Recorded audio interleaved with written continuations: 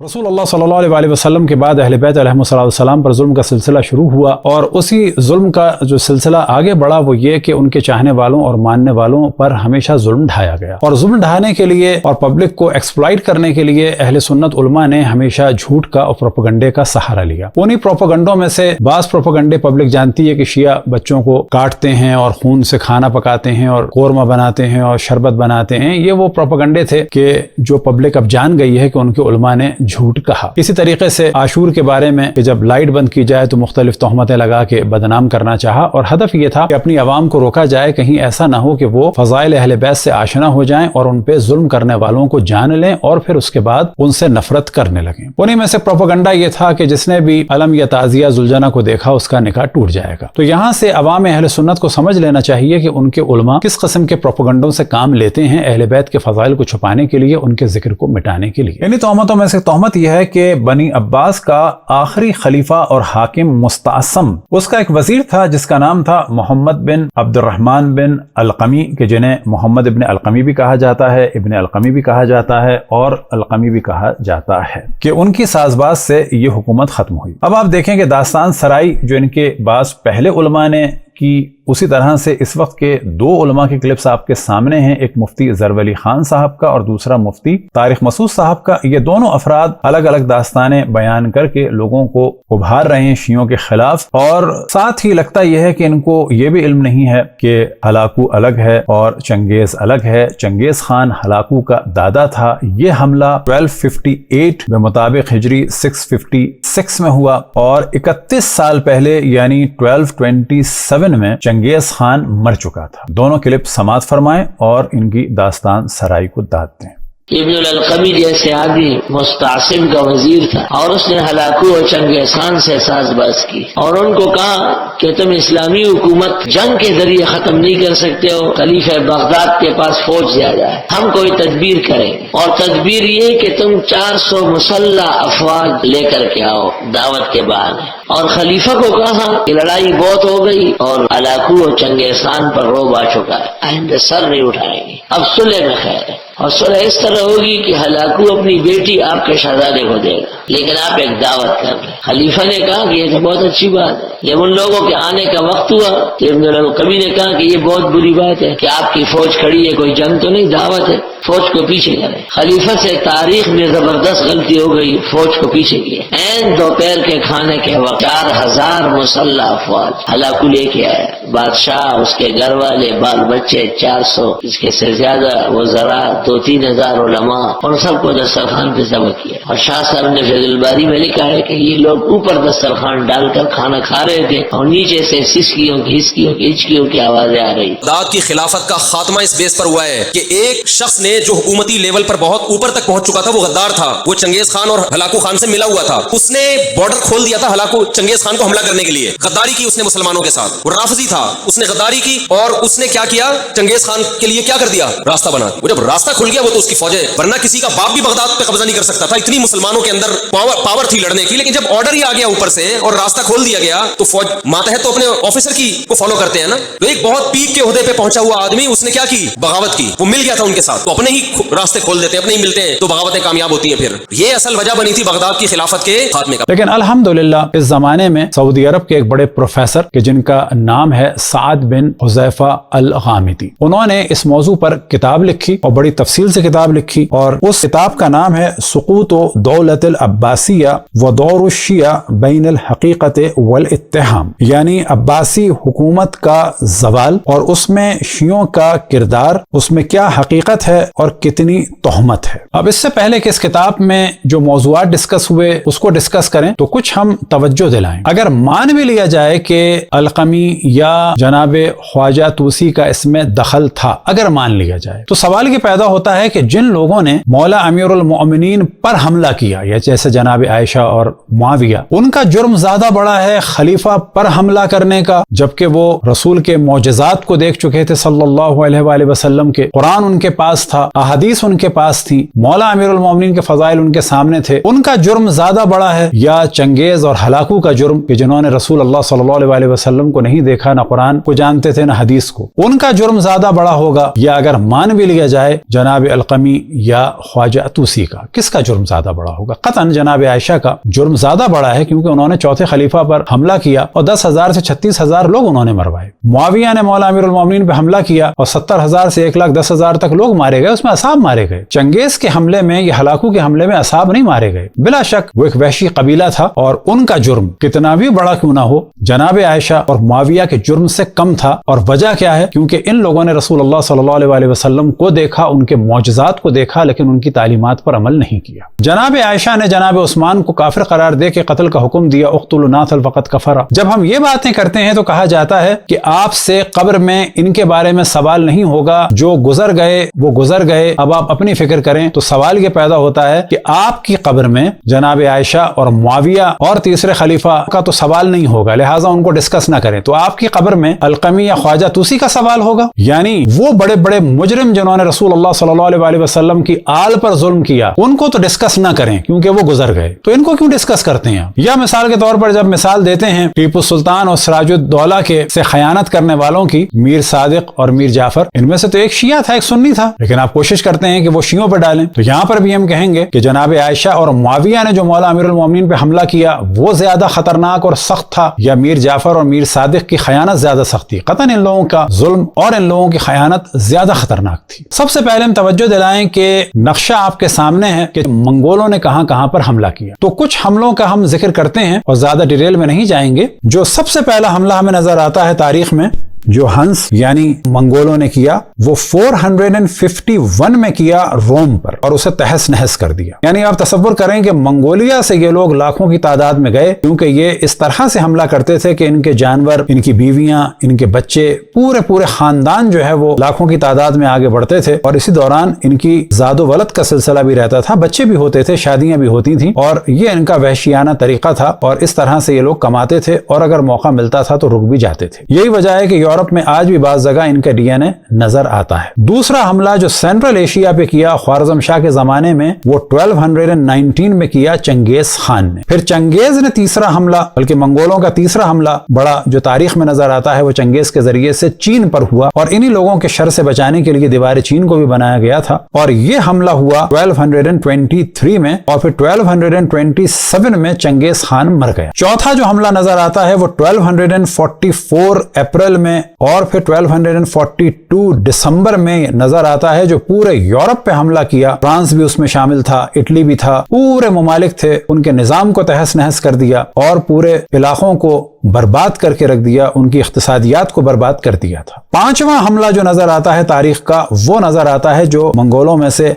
Hulagu ने किया Baghdad में 1258 और हिजरी बनती थी 656। ये है असल मौजू। लेकिन इसके बाद भी हमला किया इन लोगों ने सिंध के बाज इलाकों में, हत्ता मुल्तान तक पहुंचे 1285 में और फिर इंडिया के बाज इलाकों में हमला किया। अफगानिस्तान के आसपास तक ये लोग आ गए और अलाउद्दीन खिलजी ने मुकाबला किया और ये हुआ 1305 में। पहले तो इनकी कैफियत समझ ली जाए कि किस तरह से ये लोग हमले करते थे और ना रोमन एम्पायर इनका मुकाबला कर पा रहे थे और ना बड़ी बड़ी हुकूमतें। असल मौजू यह है कि ख्वाजा तूसी भी, जनाब अलकमी भी इस बात की जानिब तवज्जो दे रहे थे कि इनसे मुकाबला नहीं हो सकता, इनकी डिमांड्स पूरी की जाएं, क्योंकि ये लोग आमतौर पर मांगते थे। तो इन्होंने मशवरे दिए कि तोहफे तहाइफ इनको दो और प्यार मोहब्बत के साथ, दरख्वास्त के साथ इनको रुखसत किया जाए, क्योंकि फौज में ताकत नहीं है। लेकिन कुछ लोग जो ममालिक थे और मुस्तासम की फौज में थे, गो के उन्हें मालूम था कि ताकत नहीं है, लेकिन वो एक जबरदस्ती की अकड़ और मर्दानगी दिखा रहे थे कि जो नतीजा था खुद उनके एहसास कमतरी का कि हम ऐसा कर देंगे वैसा कर देंगे, और वो किसी तरह से भी इस काम को होने नहीं दे रहे थे। और इसी जानिब तवज्जो दिलाई है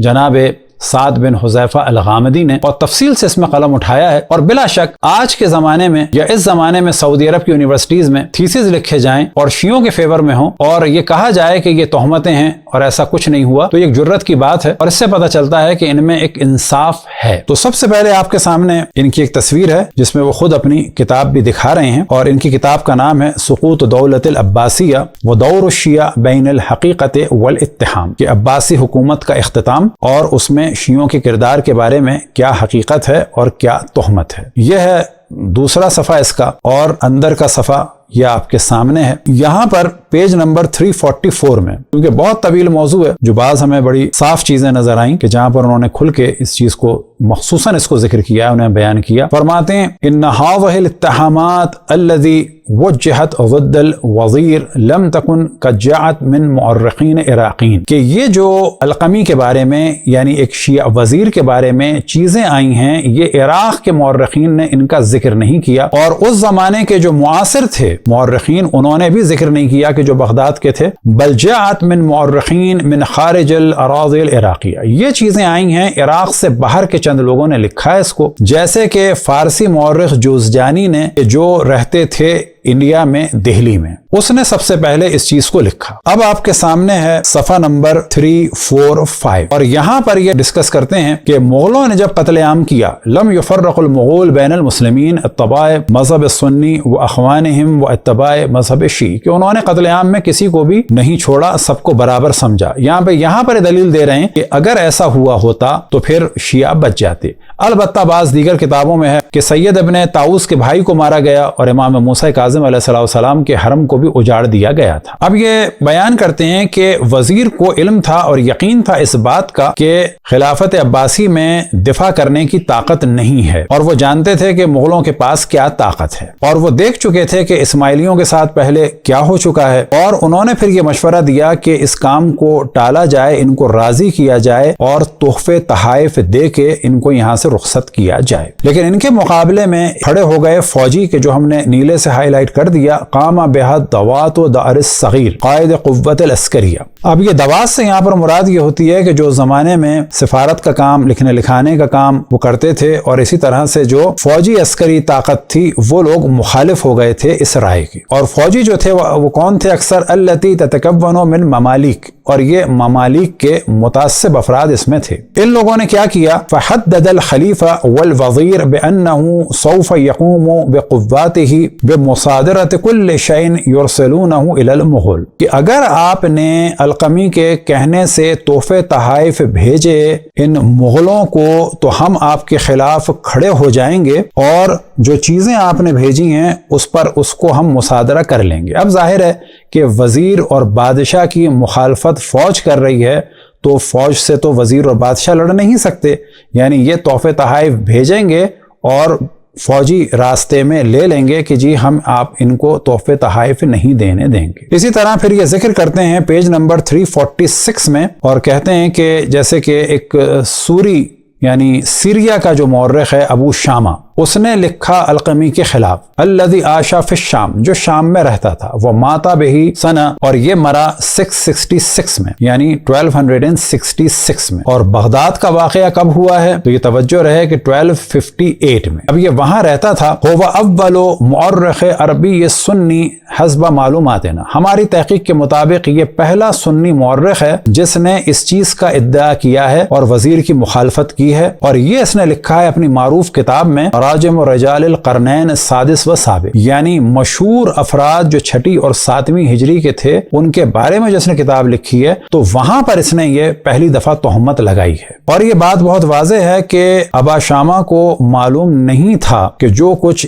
عراق میں ہوا اس سے وہ بالکل آشنا نہیں تھا، اور اسی طرح سے کان ابو شامہ، اور ابو شامہ جو تھا وہ مغلوں کو بھی نہیں پہچانتا تھا، اور نہ ان کی طاقت کا اور نہ ان کی قدرت کا اسے اندازہ تھا۔ اب یہاں پر پیج نمبر 350 میں ذکر ہے، کان الفلسوف المسلم الخواجہ نصیر الدین الطوسی وہو احد اعلام الاسلام، کہ مشہور مسلمان فلسفی خواجہ نصیر الدین طوسی کے جو عالم اسلام کے بڑے علماء میں سے ہیں، میں نے طباع اہل مذہب شیعی کہ جو مذہب شیعہ سے ہیں، انہوں نے جو ہے ہلاکو سے ملاقات کی اور اسے مشورے دیے اور اس طرح سے ان چیزوں کو ٹالنا چاہا، لیکن جو اصل موضوع تھا وہ وہی تھا کہ جو ہم نے آپ کو بیان کیا اور نیلے سے ہائی لائٹ کیا کہ فوج مقابلے میں آ گئی تھی۔ اب آپ کے سامنے ہے پیج 377، اور یہاں پر ہم نے ہائی لائٹ کر دیا ہے، اور یہ کہہ رہے ہیں کہ لم یکن للوزیر العباسی معید الدین بن القمی المسلم الشیعی المذہب ایت صلہ و رابطہ، کہ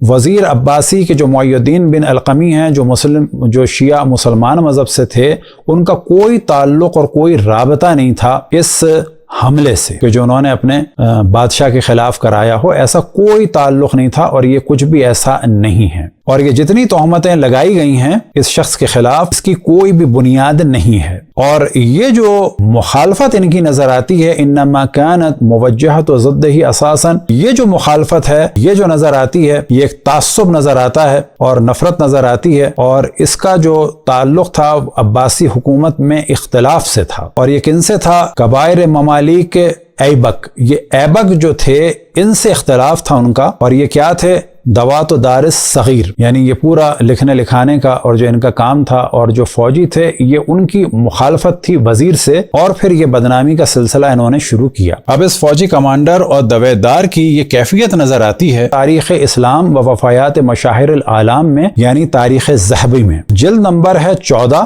اور ان کے بارے میں جو ڈسکشن ہے وہ پیج نمبر ہے 133، اور ان کے بارے میں جو نمبر دیا گیا ہے، جو ڈسکشن ہے وہ ہے 26482۔